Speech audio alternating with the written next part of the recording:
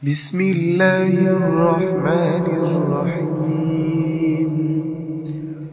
قل يا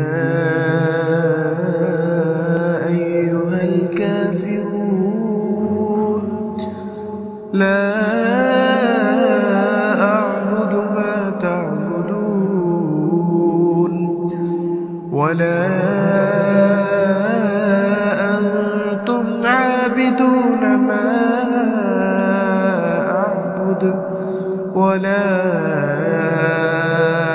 أنا عابد ما عبدتم ولا أنتم عابدون ما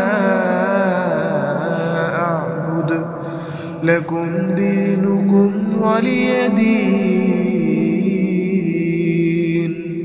صدق الله العظيم.